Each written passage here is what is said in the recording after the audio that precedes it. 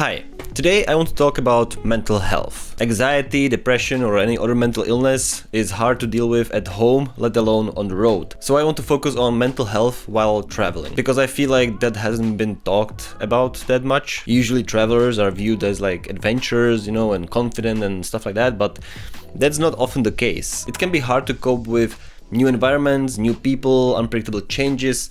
All of those things can be triggers, which sucks when you're trying to explore a new place that you've never been to. So this is how we are going to do it. First, I'm gonna share my story with anxiety, and then I'm gonna give you a few tips that helped me personally. And hopefully it will help some of you out there. This is a video that I've been planning to make for past 2 years, but I never had the courage to actually do it because it's very personal. I'm gonna share a very personal story from my life. But my hopes are that if there is at least one person out there that needs to hear this, and maybe understand that they are not alone, then, I'm fine with that. So where do we begin? I think that I had issues with depression since high school. It wasn't until I was like 20 and attending university when I realized that my rapidly changing mood swings were probably a sign of a mental health issue. In 2015, I moved to Prague and I was already working as a salesperson and I was paying bills, and having the normal life. I was working 9-to-5 job, and by 9 to 5 I mean 8 to 8.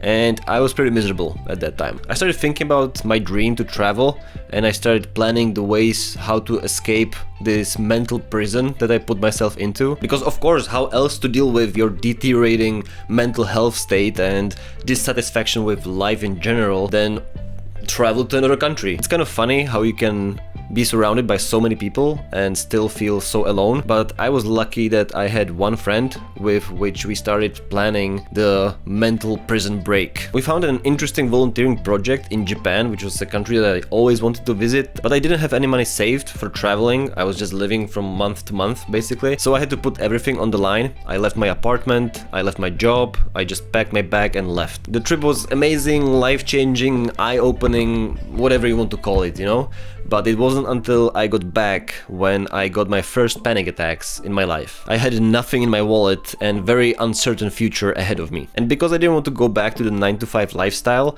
I was trying to find like smaller jobs that would pay more money. I ended up actually in Germany on Christmas markets. That made me some money, So with the money from the Christmas markets, I immediately ran to like an agency where I knew that they are sending people to work like in other countries, because I wanted to travel or like explore new countries, but also make money. I wanted like a full-time job. I was first thinking of Norway, but I ended up in Iceland, which if you've been watching my videos, you know that Iceland has become like my second home. And for a little bit, my mental health state got stable. I felt okay. There was no stress, there was no anxiety, stuff like that. So that was great, but it didn't last long. It was in 2017, my second year in Iceland, when I decided to stay longer, maybe experience a little bit of the winter, work in a butcher shop, and just see how it feels to be in like a northern country where the sun almost doesn't rise at all, in the winter times. And that's when my anxiety developed a lot. But this time around, I had no idea why. At least before, I knew that I am bad financially and that there's no future for me, so there is like a reason to be anxious. But now I was financially stable, I was in a beautiful country,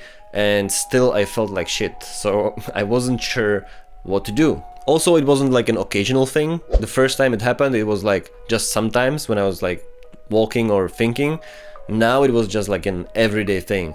I would wake up anxious, I would go through my day anxious, and I would go to sleep anxious as well. It was just 24/7, non-stop for like a full month. Just tension, high level of stress, hard time breathing, all day, every day. So it wasn't just a problem, it was like a state of life. Being this alert and stressed all the time had a toll on me and my body as well. I was just tired all the time, I couldn't move properly, even putting on shoes was sometimes hard. Getting myself to work and going through the full day of work was extremely exhausting. After like 2 months of being in this state, I decided that I can't deal with this alone, because I had no idea why is it happening or how to deal with it. So I decided to go back home and find a therapist. I also decided that staying in one country for like 7 months in total was maybe not ideal for me, and maybe I need more change, and that maybe I should start traveling again to some other countries. Or maybe revisiting Japan, where I felt so good the first time and I had a great experience, would help me. So I decided that after a few sessions of therapy I could go travel, and I planned a very ambitious trip that, looking back at it, I was like, what, why did I even plan that? So the plan was to go from Rome in Italy, go to Tokyo, Japan, from there go south of Japan, then fly to South Korea, and from South Korea to Taiwan, from Taiwan back to Japan in Tokyo, and from Tokyo back home. Planning the trip was exciting, and I wanted to see all of those countries, I was very excited for the trip. But already in Rome, I felt like, what am I even doing? I was just walking through streets alone and being like, okay, this is cool, I guess. And I really wanted to just get to Japan. But even after arrival to Tokyo, not much has changed. I did have some activities planned, but most of the time I just found myself aimlessly walking around, trying to find some things, and it just wasn't fun to do alone. But I spent a lot of times in arcades playing games. With video games I'm comfortable, so I would just visit arcades and spend a few hours, playing games, and that was kind of nice. I saw some of my friends from the first trip to Japan as well. One of them actually joined me in my trip to Shikoku, where we cycled the Shimanami Kaido trip, and that was super cool, and all of those things are like highlights of the trip, But I felt kind of empty, and deep inside I was very miserable and anxious the whole time. So even though I really wanted to see Korea and Taiwan, I felt like maybe it's too much. In Japan I feel comfortable because I've been there already, I know it a little bit, I know a little bit of the language, I can order coffee or something, ask where's the toilet, which way do I go, stuff like that, basic stuff, simple stuff. So in Japan I feel good, but thinking about going to another country where I can't even read the language or speak or understand it at all just felt overwhelming. So I basically cancelled all my plans, lost a lot of money in the meantime because some of the flights were already booked and I couldn't change them, so I just had to let them go, and I went back home and went back to therapy. I think that this is where your emotions can get a little bit mixed up in the hurricane of anxiety, especially when it comes to excitement and fear or anxiousness or nervousness, stuff like that. Because what happens when you're excited,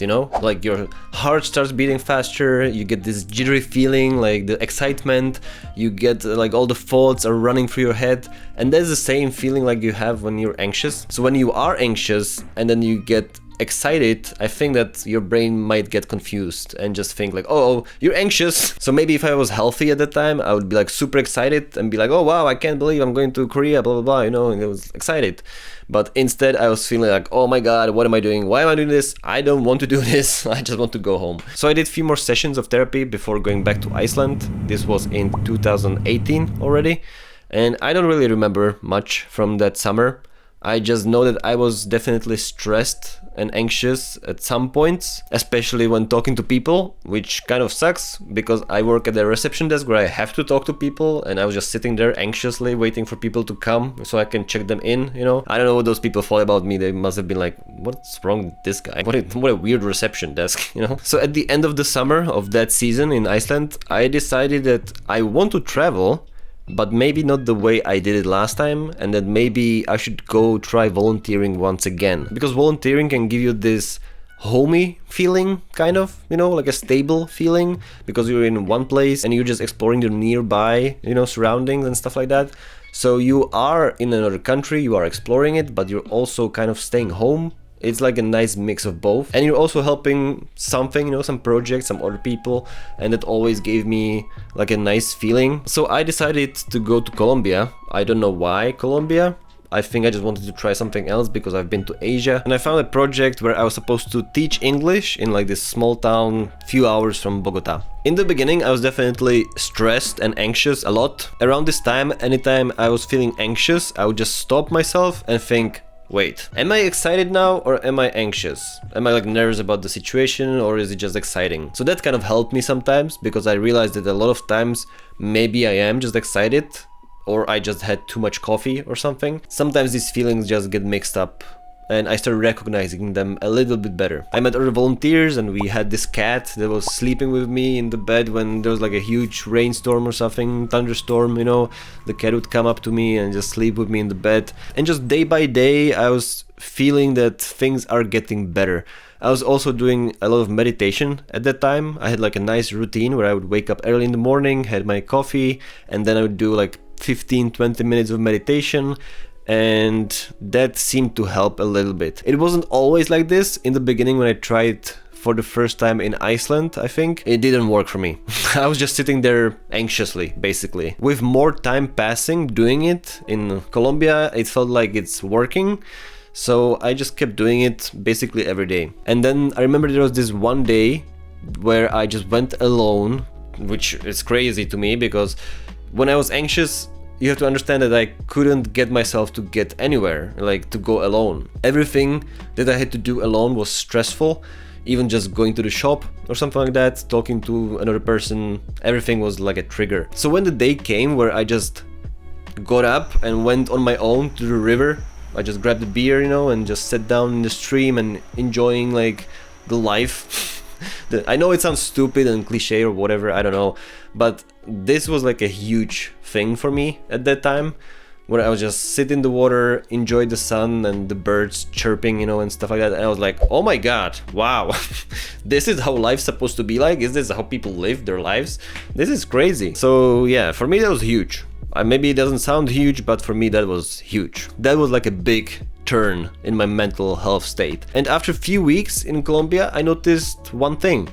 I didn't feel anxious anymore. So I don't want this story to sound like traveling helped me, because this is what usually people do, that they travel, you know, they feel shitty, they are after like a breakup, or they're in like a bad mental place, you know, and they travel and think that traveling will help them.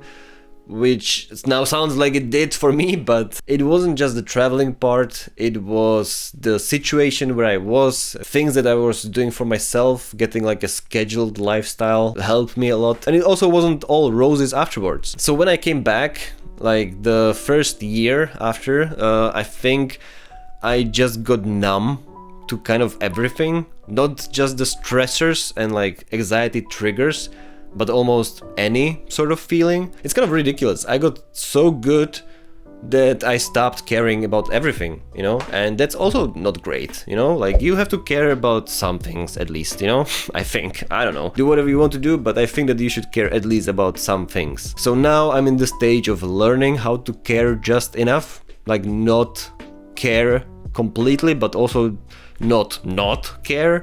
So it's always something with mental health, you know? You can never be just good. Now I feel like I'm maybe getting there. There is still this me not caring aspect of life that I'm trying to work on.